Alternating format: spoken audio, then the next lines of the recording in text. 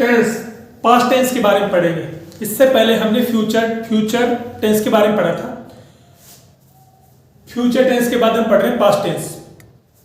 Past के भी 4 tense है, उसमें से आज हम पढ़ेंगे past indefinite tense. Past indefinite tense.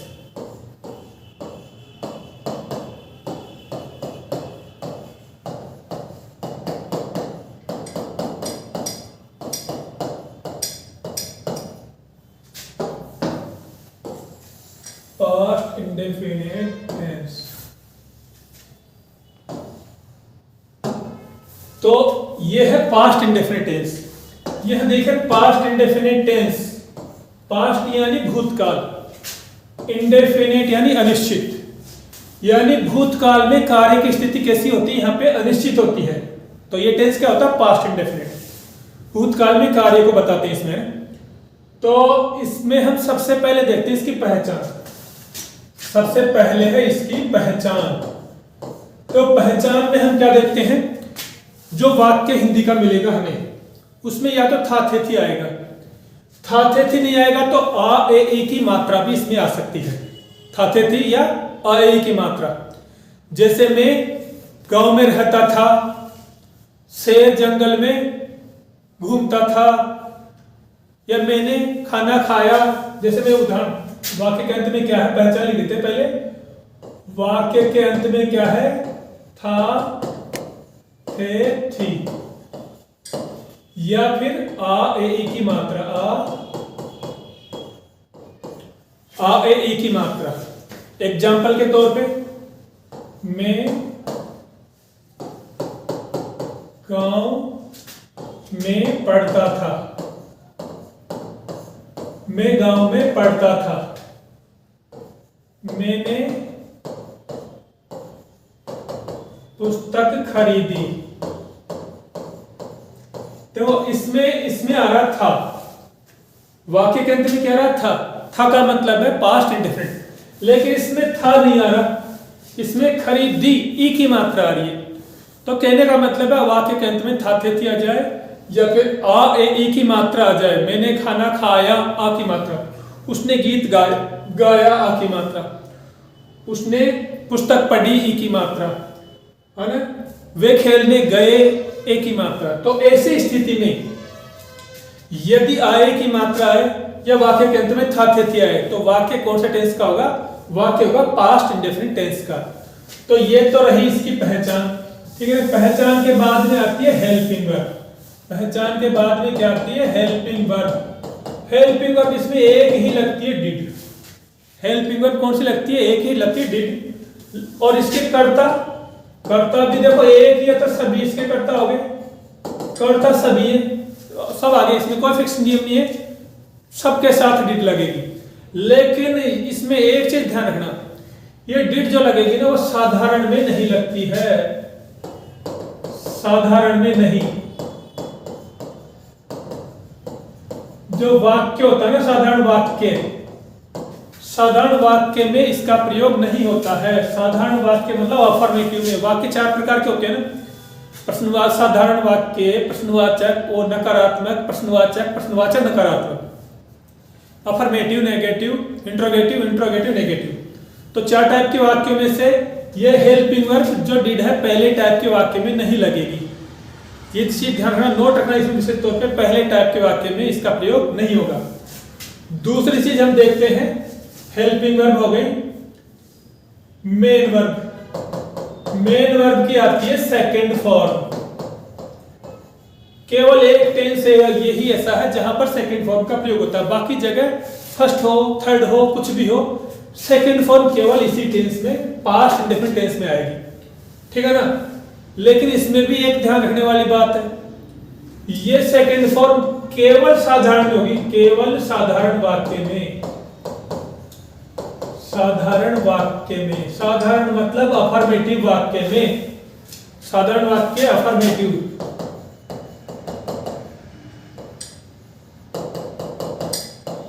Affirmative वाक्य में, साधारण वाक्य में ही सेकंड फॉर्म आएगी। यहां ध्यान रखो, डिड कहां पे आएगी? साधारण में नहीं आएगी, कम से कम। सेकंड फॉर्म कहां आएगी? ये केवल साधारण में आएगी। यानी ये हेल्पिंग वर्ब तो डिड में नहीं आएगी, और ये डिड तो साधारण वाक्य में नहीं आएगी, और सेकंड फॉर्म सिर्फ साधारण में आएगी। मतलब दोनों में काम एक दूसरे का उल्टा हो गया। यानी कि जहां पे डिड आएगी वहां सेकंड फॉर्म नहीं आएगी, और जहां सेकंड फॉर्म आएगी वहां डिड नहीं आएगी। एक दूसरे के विरोधी हो गए। दोबारा सुन लो ध्यान से, इस चीज को नोट रखना। तो दो टेंस प्रेजेंट इंडेफिनिट और पास्ट इंडेफिनिट, इसमें नियम थोड़े टेढ़े मेढ़े हैं, अच्छी तरह दिमाग खोल के याद करना पड़ता है। तो डिड साधारण वाक्य में नहीं आती है, और सेकंड फॉर्म आती है तो केवल साधारण में आती है। जहां डिड आती है वहां ये नहीं आती, जहां ये आती है वहां ये नहीं आती। ठीक है ना, याद रह जाएगा। डिड का प्रयोग साधारण वाक्य में नहीं होता है, सेकंड फॉर्म केवल साधारण में होता है।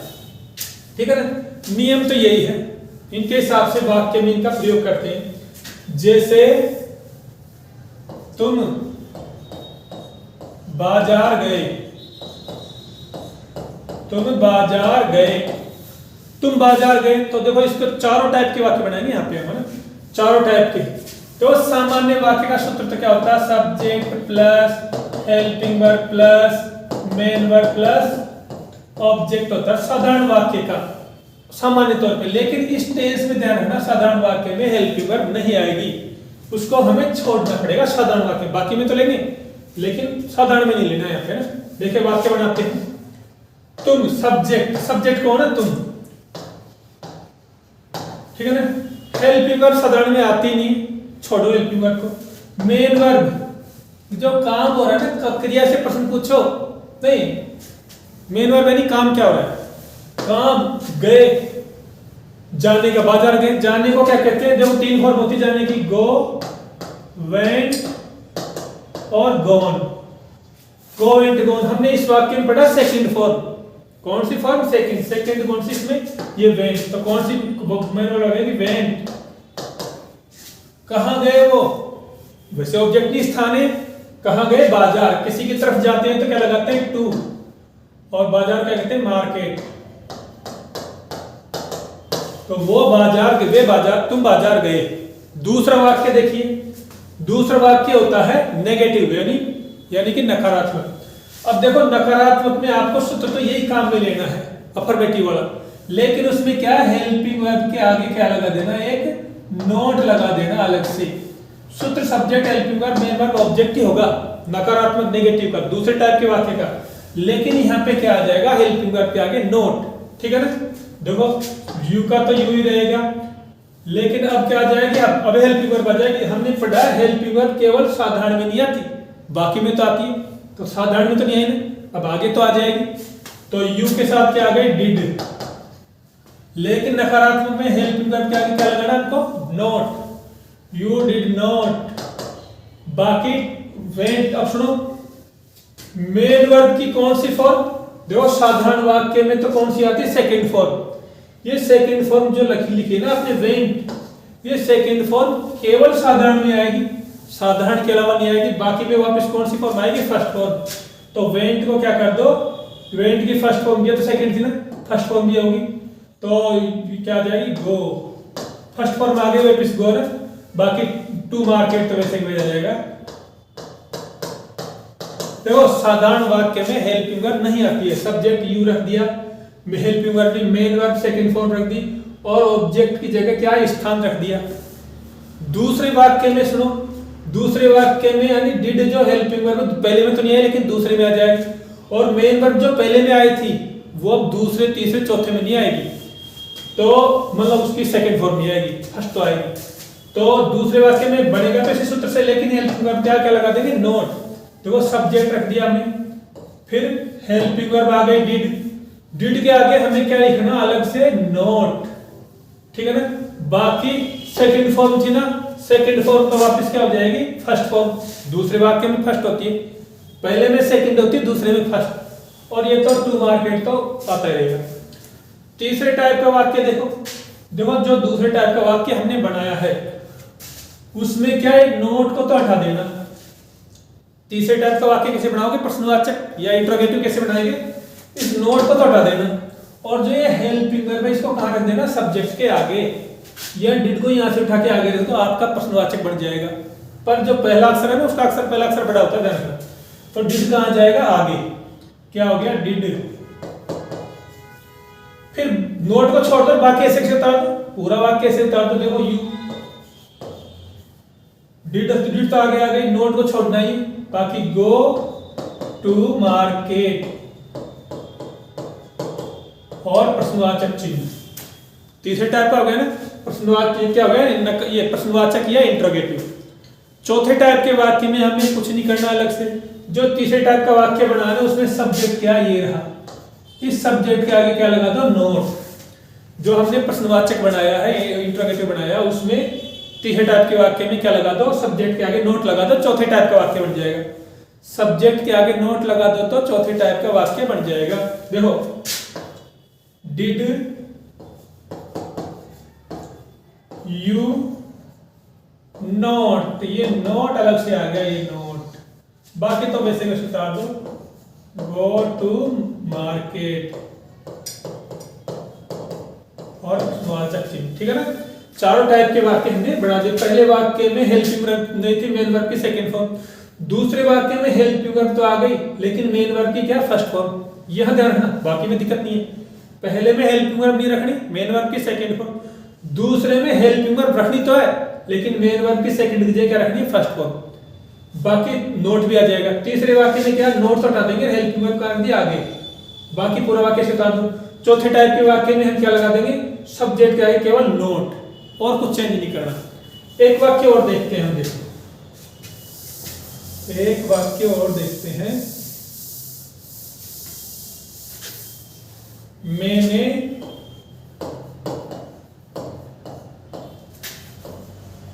आम खाए, मैंने आम खाए। तो सूत्र वही है, सब्जेक्ट क्या बताओ?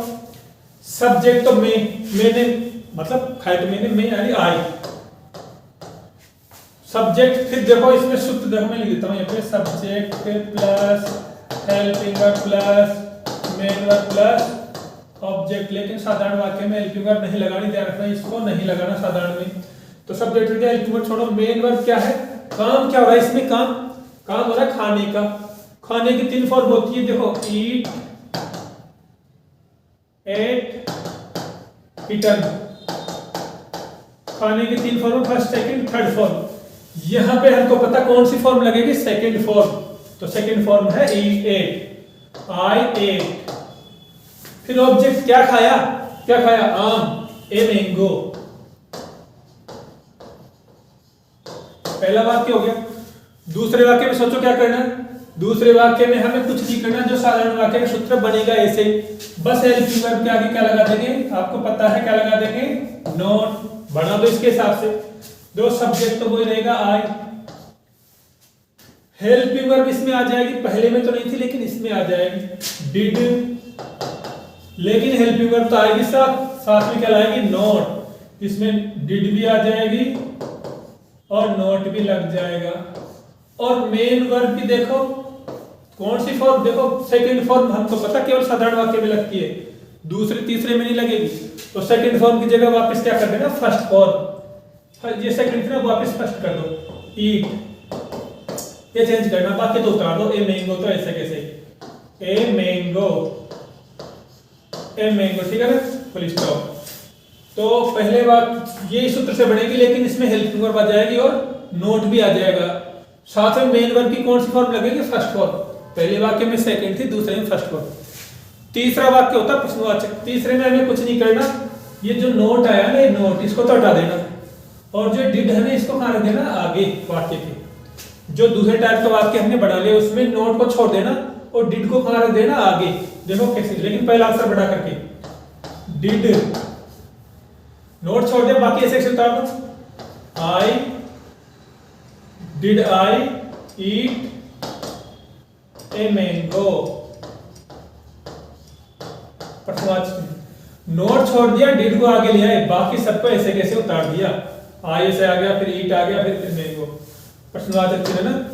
चौथे टाइप का वाक्य देखो, चौथे टाइप के वाक्य में भी हम कुछ नहीं करते। जो दूसरे टाइप का वाक्य है ना, उसमें सब्जेक्ट के आगे क्या लगा देंगे? नोट। तो देखो डिड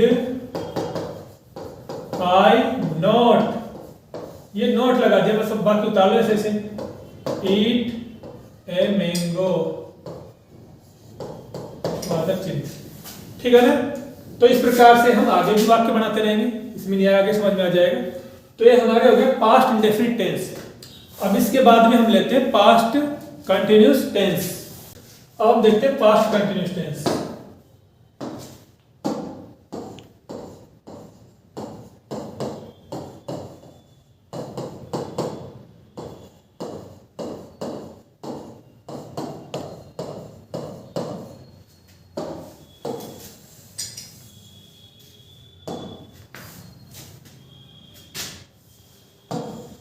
ये है पास्ट कंटिन्यूअस टेंस, ठीक है। अब हम देखो पास्ट का मतलब क्या होता है, पास्ट और कंटिन्यूअस। पास्ट का मतलब है भूतकाल और कंटिन्यूअस का मतलब लगातार, यानी भूतकाल में कार्य का लगातार जारी होना पाया जाए तो वो टेंस क्या होता है, पास्ट कंटिन्यूअस टेंस, ठीक है। यानी भूतकाल में सबसे पहले आप देखते हैं इसकी पहचान। इसकी पहचान क्या है, देखो वाक्य के अंत में क्या आता है, रहा है, नहीं रहा था, रही थी, रहे थे, रहा था, रही थी, रहे थे। इसके वाक्य में यदि मिल जाए किसी में, समझ लेना पास्ट कंटिन्यूअस टेंस होगा। या फिर भूतकाल में कार्य का, भूतकाल में कार्य लगातार जारी रहे, भूतकाल में कार्य का लगातार जारी रहना, रहा था, रही थी, रहे थे। या तुम्हें ऐसा कहीं मिल जाए जैसे मैं कुर्सी पर बैठा हुआ था, कहीं इसमें रहा आ रहा कि नहीं आ रहा ना, लेकिन भूतकाल बैठा हुआ था, मैं कुर्सी पे लगातार बैठा हुआ था, यानी काम लगातार जारी था। ऐसा नहीं कि मैंने बैठना समाप्त कर दिया, काम लगातार जारी था। तो ऐसी स्थिति में भी पास्ट कंटिन्यूअस टेंस हो सकता है। पास्ट टेंस पहचान हो गई। फिर आ जाते हैं इसमें हेल्पिंग वर्ब। हेल्पिंग वर्ब हमको पता है वाज और एक होती है वर्ब, एक तो होती है वाज, एक होती है वर्ब। वाज के कर्ता देखिए, वाज के जो कर्ता है इसमें होते हैं आई, ही, सी, इट या एक वचन नाम, या ऐसे मान लो सभी एक वचन है। जो भी एक वचन है ना वो सब किस में आएंगे, इसमें। वर्ब के कर्ता देख लो, बचे हुए कौन है, वी, यू, दे या बहुवचन। बहुवचन नाम हो कोई भी है ना, या फिर बहुवचन ही मान लो।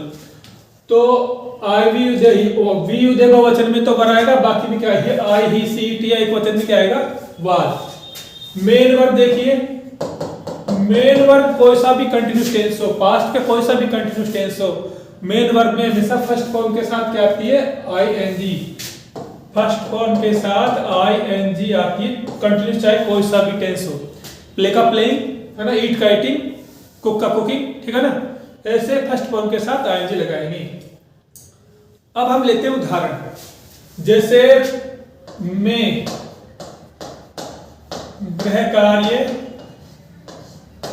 कर रहा था, मैं गृह कार्य कर रहा था। सूत्र हमको पता है सामान्यतः subject plus helping verb plus main verb plus object, ठीक है ना, सामान्यतः ये सूत्र होता है। अब देखो इसमें सब्जेक्ट कौन है, इसमें मैं, सब्जेक्ट है आई, सब्जेक्ट हेल्पिंग वर्ब आई के साथ क्या थी, देखो आई के सामने वाज, तो क्या आ जाएगी, आई वाज। मेन वर्ब काम क्या हो रहा है, करने को, करने को कहते हैं डू, इसमें आईएनजी लगा देंगे फर्स्ट फॉर्म के साथ। डूइंग, क्या कर रहे थे, होमवर्क।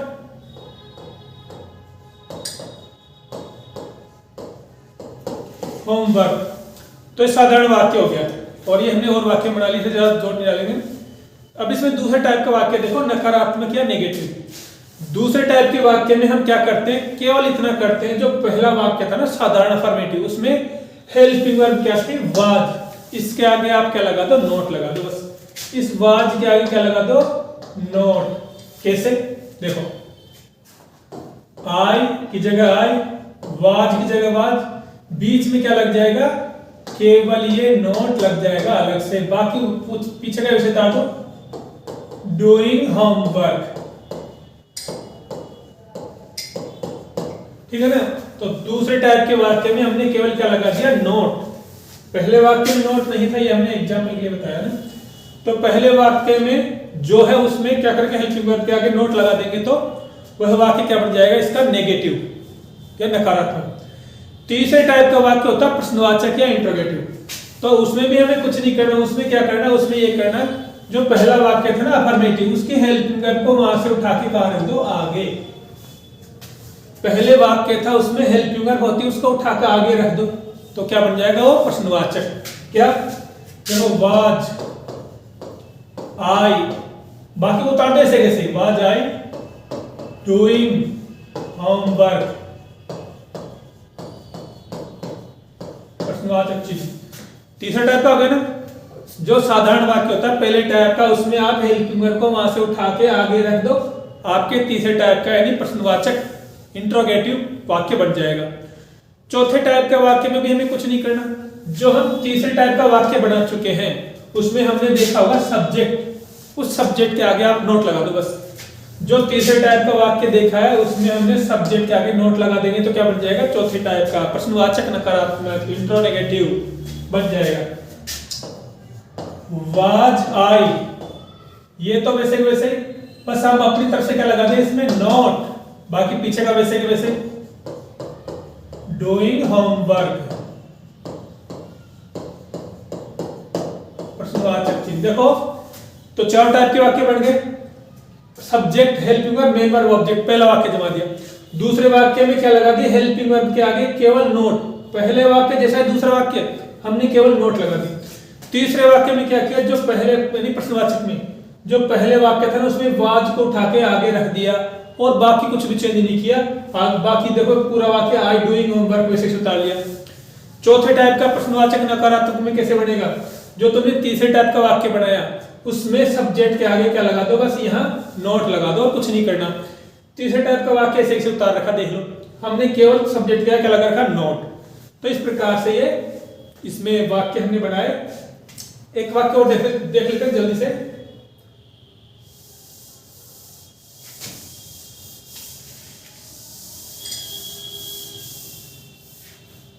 तुम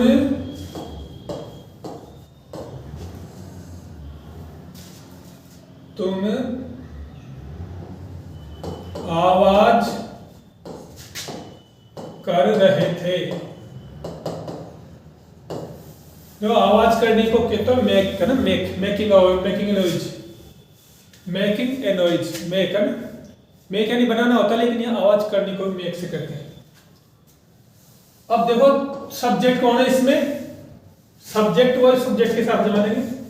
सब्जेक्ट है तुम, यू के साथ हेल्पिंग वर्ब क्या आएगी, यू के साथ आएगी वर। ये यू है यहाँ पे, यू के सामने क्या आ रही है, were helping verb. Main verb काम क्या हो रहा है, आवाज करने को क्या कहते हैं, जो करना अलग चीज है, यहाँ पे डू नियन करना, यहाँ आवाज करने को मेक से लेते हैं। तो मेक तो फर्स्ट फॉर्म के साथ क्या लगेगी, आईएनजी, तो आईएनजी लगेगी तो इसमें ई हट जाएगा। मेकिंग, यू आर मेकिंग, तुम कर रहे हो, क्या कर रहे हो, a noise, you are making a noise, तुम आवाज कर रहे हो। ठीक है ना, ये तो साधारण वाक्य हो गया। नकारात्मक में मैंने बताया था हेल्पिंग वर्ब के आगे हमको क्या लगाना है, नोट। देखो यू का यू है, वर की जगह वर है, बस यहाँ क्या लग जाएगा, एक नोट अलग से लग जाएगा। बाकी पीछे का वैसे उतार दो, मेकिंग ए नॉइज।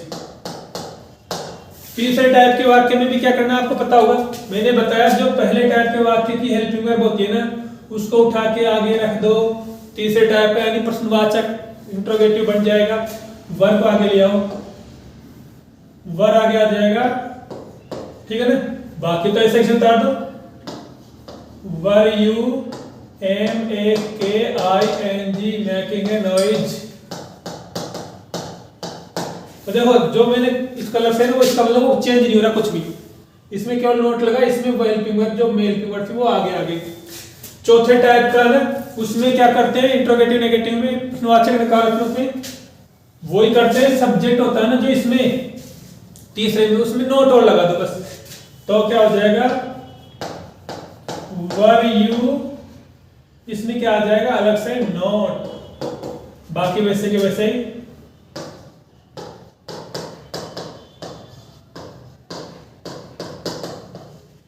ठीक है ना। तो हमने देखो जब पीले कलर से दिखा रखा चेंज ही हुआ और कुछ नहीं हुआ, चारों वाक्य वैसे वैसे यू, जो देखो पहले वाक्य दूसरे में केवल नोट लगा दिया हेल्पिंग वर्ब के आगे, तीसरे में हमने क्या किया जो वर्ब को आगे ले आए बस, चौथे में क्या किया तीसरे वाक्य में हमने केवल क्या लगा दिया नोट।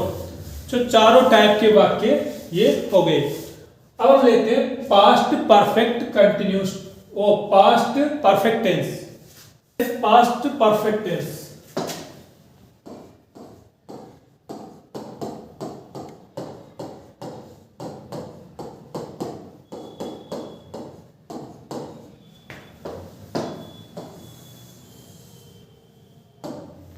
पास्ट परफेक्ट टेंस ये मैंने रख दिया। पास्ट यानी वो भूतकाल, परफेक्ट यानी पूरा हो चुका, जिसमें काम पूरा हो चुका हो। ठीक है ना, जो भूतकाल में काम पूरा होने को बताए वो क्या होता है पास्ट परफेक्ट। तो सबसे पहले वही हम आते हैं इसकी पहचान, सबसे पहले इसकी पहचान पे आते हैं। ठीक है ना, पहचान, पहचान तो वो ये वाक्य के अंत में क्या आएगा इसमें चुका, चुका था, चुकी थी, चुके थे। जैसे हम खाना खा चुके थे, वो पाठ याद कर चुकी थी, तुम बाहर जा चुके थे, चुका था, चुके थे, चुके थे। या फिर एक चीज और ध्यान रखना, भूतकाल में कार्य समाप्त, कार्य समाप्ति का,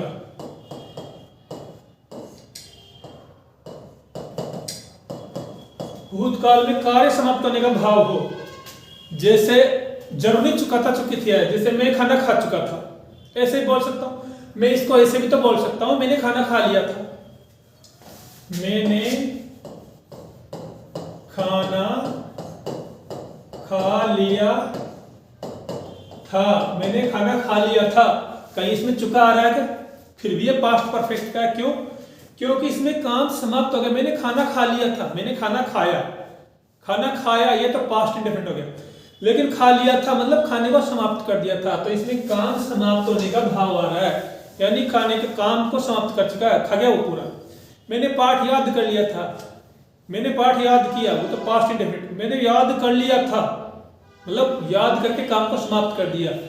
तो यदि जरूरी चुका, चुकी, चुके ही आए, यदि हमें लगे कि काम समाप्त हो गया तो भी वो क्या होगा पास्ट परफेक्ट का वाक्य होगा। फिर आती है हमारे पास में दूसरे नंबर पे हेल्पिंग वर्ब। देखो इसमें एकमात्र हेल्पिंग वर्ब होती है हेड, अगर एक है तो फिर वो सभी के लिए काम आएगी। एकमात्र हेल्पिंग वर्ब है हेड, सभी के लिए, कोई सा भी हो। और मेन वर्ब की हमेशा क्या होती है थर्ड फॉर्म।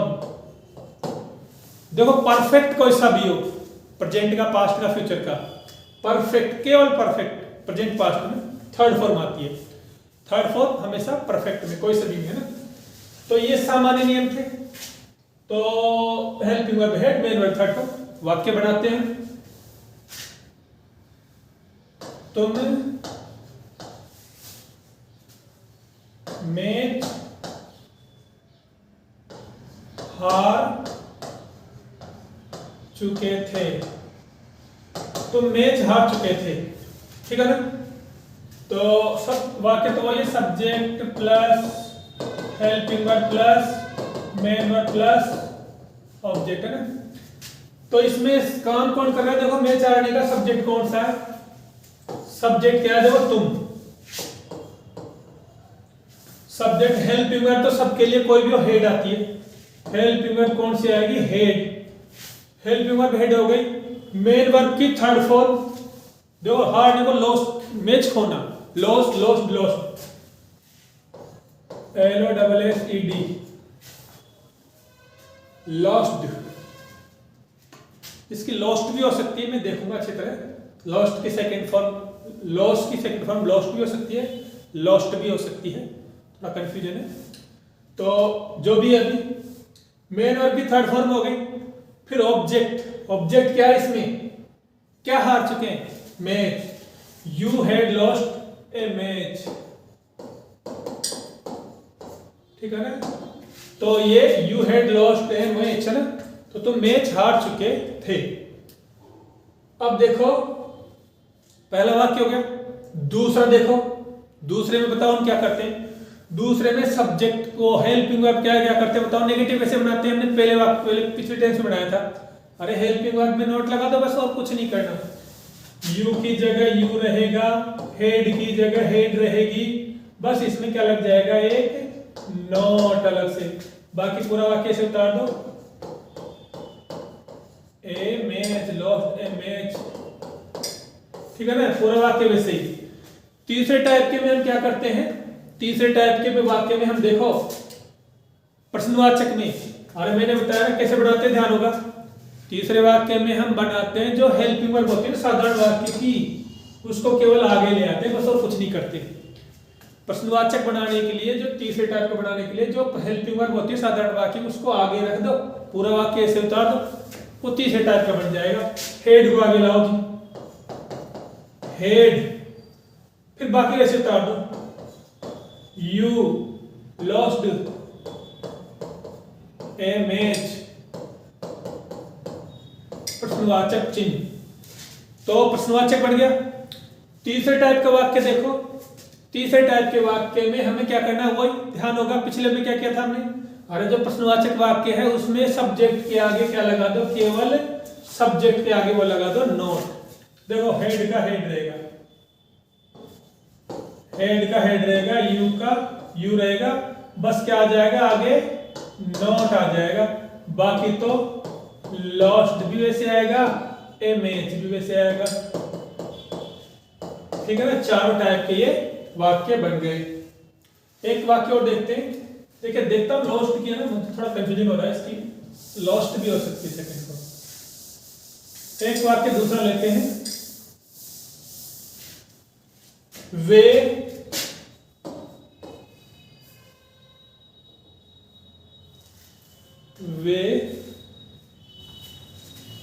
TV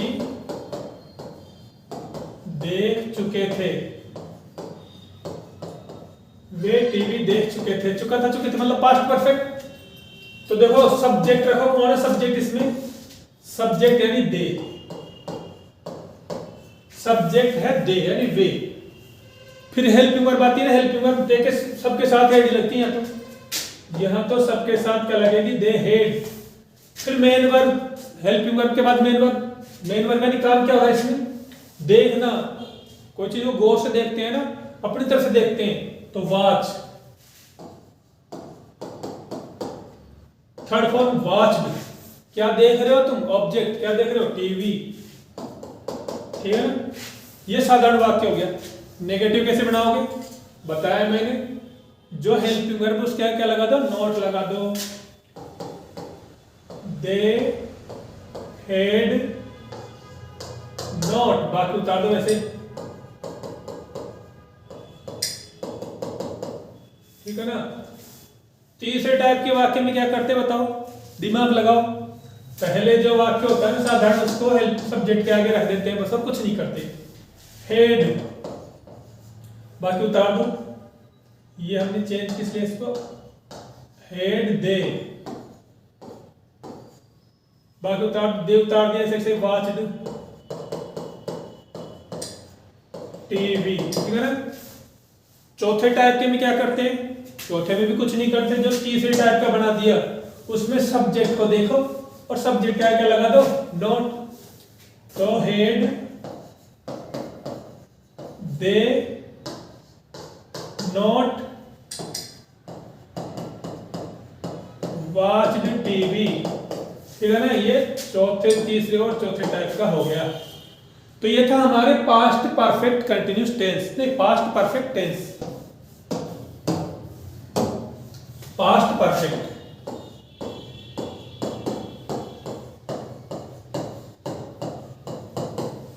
continuous.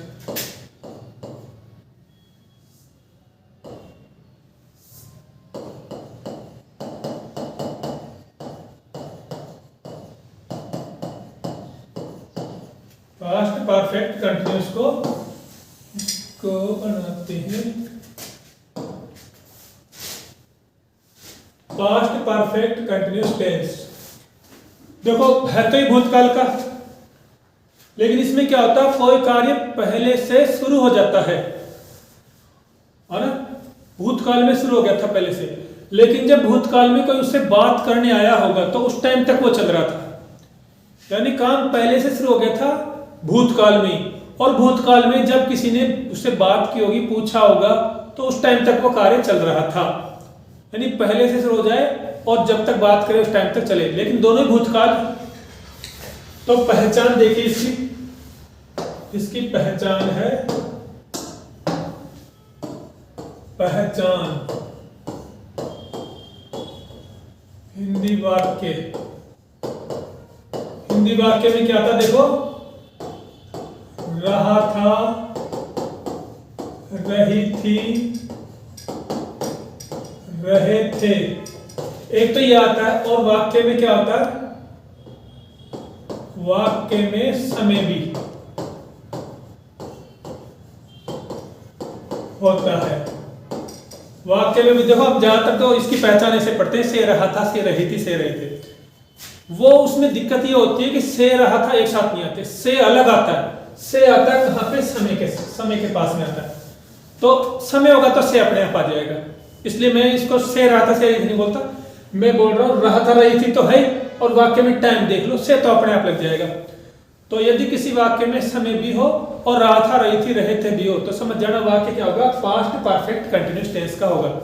जैसे मैं 2 घंटे से पढ़ रहा था, इसमें रहा था रहा, जैसे मैं 2 घंटे से पढ़ रहा था, 2 घंटे से पढ़ रहा था। देखो इसमें रहा था आ रहा और 2 घंटे भी आ रहे, से तो अपने आप उस टाइम के पीछे आ जाएगा, तो से रहा था, अब इसके साथ थोड़ी आ रहा है। तो 2 घंटे आ रहे, 2 घंटे के साथ में से अपने आप आ जाएगा। तो समय भी हो और रहा था, रही थी भी हो, तो समझ लेना वाक्य पास्ट परफेक्ट कंटिन्यूअस टेंस का होगा। ठीक है। पहचान हेल्पिंग वर्ब, जैसे उसमें क्या थी, अरे उसमें थी हेड, इसमें एक और लगा दो बीन, हेड बीन लगा दो सभी कर्ताओं के लिए। अब अकेला तो वो सबके लिए होगा, जैसे परफेक्ट में हेड थी ना, इसमें हेड भी। मेन वर्ब मैंने बताया कंटिन्यूअस कोई सा भी हो फर्स्ट फॉर्म के साथ क्या लगती है, आईएनजी। कंटिन्यूअस कोई सा भी हो फर्स्ट फॉर्म के साथ आईएनजी। सूत्र वही है, subject plus helping verb plus main verb plus object. अब वाक्य बनाते हैं। वाक्य देखो, एक अभी मैं बना रहा हूं, वे 2 दिन से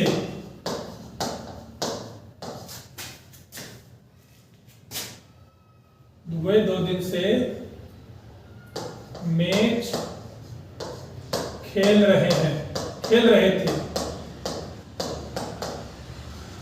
वे 2 दिन से मैच खेल रहे थे।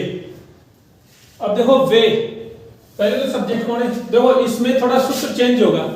इतना तो और वाक्यों में लगता था, लेकिन इसमें थोड़ा और चेंज हो जाएगा। क्या, ऑब्जेक्ट के बाद में देखो क्या लगेगा इसमें, मैं थोड़ा नीचे लिख देता हूं। इसके बाद में आएगा सिंस, इसके नियम भी इधर लिख देता हूं। इसमें समय से पहले देखो निश्चित समय होने पर क्या लगता है, और अवधि होने पर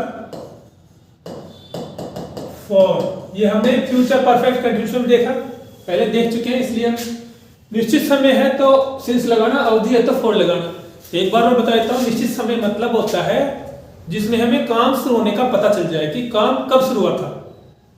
2 बजे शुरू हुआ था, सोमवार को शुरू हुआ था, 1995 को शुरू हुआ था, सुबह शुरू हुआ था, शाम को हुआ था। तो काम शुरू होने का पता चल जाए तो क्या आएगा, सिंस। और हमें काम शुरू होने का, जैसे मैं बोलूं मैं 5 दिन से आ रहा हूं यहाँ पे, तो मैं कब से आ रहा हूं पता चल रहा है क्या, काम कब से शुरू किया ये पता नहीं चल रहा। हाँ, टोटल अवधि का पता चल रहा है, तो टोटल अवधि का पता चले तो फॉर, और काम शुरू होने का पता चल जाए तो सिंस। या सामान्य तौर पे आप ऐसे दिमाग में रखो, जो समय तुम्हें घड़ी कैलेंडर में लिखा मिल जाए ना, वो तो निश्चित समय होता है। देखो ये फाइनल नियम नहीं है, तो एक अपनी तरफ से बनाया हुआ नियम है। जो समय तुम्हें घड़ी कैलेंडर में मिल जाए वो होता है निश्चित समय, और जो घड़ी कैलेंडर में नहीं मिले बल्कि हिसाब लगाना पड़ेगा। जैसे 5 घंटे घड़ी में थोड़े लिखे होते हैं 5 घंटे, 5 बजे हो सकते हैं घड़ी में, 5 घंटे नहीं होते। 5 घंटे का तो हिसाब लगाना पड़ेगा। जैसे तुमसे कहते 2 महीने कैलेंडर में नहीं होते, उसमें जनवरी फरवरी मार्च हो सकता है, 93 95 हो सकता है, लेकिन 2 महीने ऐसे लिखा नहीं होता। तो ऐसे मान लो घड़ी कैलेंडर में जो लिखा होता है वो निश्चित समय, और जिसका हिसाब लगाते हैं वो अवधि, या फिर किताब की भाषा में निश्चित समय काम शुरू होने का पता चल जाए तो सिंस, अवधि में फॉर। अब देखो यहाँ पे वाक्य बनाते हैं। इसमें जो इतना वाक्य तो हमने, इतना सूत्र तो हमने पहले भी लगाया था, तो अलग बात क्या इसमें ये और आ जाएगा सिंस या फॉर और आ जाएगा प्लस टाइम। ये सूत्र थोड़ा बढ़ जाएगा, सूत्र हम पहले भी देख चुके हैं। तो सब्जेक्ट कौन है इसमें बताओ, वे, प्लस हेल्पिंग वर्ब, क्या हेड भी नहीं इसमें, तो हेड भी, प्लस मेन वर्ब, क्या काम क्या हो रहा है इसमें, खेल रहे थे, प्ले। फर्स्ट फॉर्म के साथ क्या लगा देंगे, आईएनजी। ऑब्जेक्ट क्या खेल रहे थे वो, मैच, ए मैच। इतना वाक्य तो देखो तुम साधारण तौर बनाते हो, इसमें अलग सिंस आएगा फोर, ये और लगाना। अब देखो 2 दिन, ये कहीं घड़ी कैलेंडर में लिखा नहीं होता, इसका हिसाब लगाते हैं, मतलब ये अवधि हो गई। अवधि के लिए क्या होता है, फॉर। फिर टाइम लिख दो, 2 घंटे, 2 आवर्स, ठीक है ना। They had been playing a match for 2 hours, है ना। एक वाक्य और बनाओ, देखो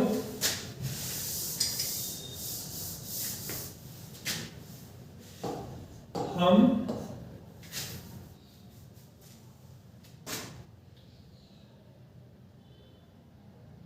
फल बेच रहे थे। हम वो जनवरी से या 1995 से फल बेच रहे थे। हम 1995 से फल बेच रहे थे। तो देखो इसमें सब्जेक्ट कौन है, हम। हेल्पिंग वर्ब हो जाएगी हैड बीन। मेन वर्ब काम क्या हो रहा, बेचने का, सेल, उसमें आईएनजी लगा देंगे, सेलिंग। क्या बेच रहे थे, फ्रूट्स, कई सारे फल है तो फ्रूट्स है ना, बेच रहे थे फल, है ना। तो अब इसमें यहां तक ऑब्जेक्ट आ गया, सिंस आएगा फॉर। देखो 1995 ये काम शुरू होने का पता चल रहा है, तुमने काम कब से शुरू किया, 1995 से। और मैंने बताया ना कैलेंडर में लिखा होता, कोई पुराना कैलेंडर चाहे कोई सा भी, उस साल के कैलेंडर में तो लिखा होता है 1995। तो 1995 में तो लिखा होता है, निश्चित समय हो गया। निश्चित समय के लिए क्या आता है, सिंस, और फिर टाइम क्या है, 1995, सिंस 1995। तो इस प्रकार से हम क्या है ये वाक्य बना सकते हैं। इसके भी हम 4 प्रकार के बना के देखेंगे। अभी तो मैं एक प्रकार का बना रहा हूं। थोड़ा मेरे जो ऑडियो था वो थोड़ा खराब हो चुका है, इसलिए थोड़ी आवाज की क्लियरिटी सही नहीं आ रही, थोड़ा एडजस्ट करना। और अंत में यही कहूंगा, चैनल को सब्सक्राइब करें, शेयर करें, लाइक करें।